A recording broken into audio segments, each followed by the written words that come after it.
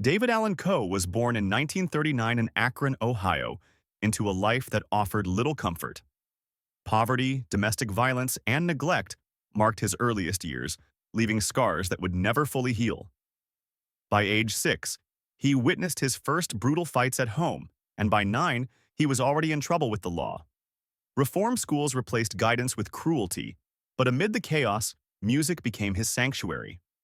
Rhythm and blues records ignited a dream of escape, while the guitar became both weapon and companion in a world that seemed determined to break him. Prison, as Muse adolescence and early adulthood for Coe, were defined by incarceration. Time behind bars exposed him to hardship and music alike. He absorbed the works of Hank Williams and blues legends, crafting songs steeped in pain, defiance, and longing. The prison environment shaped not just his music but his mythos, stories of murder, escape, and brushes with death, whether true or exaggerated, painted him as the quintessential outlaw. By the time he left prison in 1967, Coe had transformed into a complex figure, scarred yet fearless, vulnerable yet unbreakable, a man whose life and art were inseparable. The outlaw ascends. After his release, Coe lived in unconventional ways, even sleeping in a hearse near Nashville's Ryman Auditorium. He performed on the streets, absorbing the city's energy until his 1970 album Penitentiary Blues caught the attention of the music world. His 1975 hit, You Never Even Called Me, by My Name, showcased humor and heartbreak, signaling his arrival. That same year, he joined Waylon Jennings and Willie Nelson on Wanted. The Outlaws, the first country album to sell over 1 million copies. Tattoos, motorcycles, and a refusal to bow to Nashville's polished system solidified his outlaw persona, making him both admired and controversial. Genius. Amid controversy. Coe's music was often incendiary. In the 1980s, he released underground albums notorious for explicit content that mainstream retailers refused to carry. Critics condemned him, but his fans celebrated his audacity.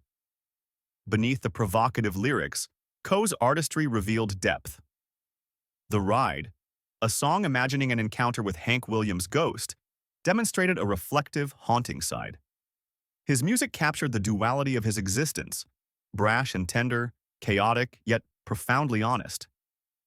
Coe's work mirrored a life lived at the extremes, where rebellion and beauty were inseparable. Financial struggles and retreat success came at a cost.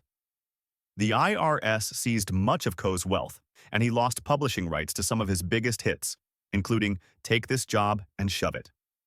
By the 1990s, he faced poverty, addiction, and declining health, living in isolation in Tennessee. Even as country music revived his era, Coe rarely benefited financially from the resurgence. Heart problems and later complications from COVID left him increasingly withdrawn, transforming the once vibrant outlaw into a quiet, reflective recluse. The complicated legacy.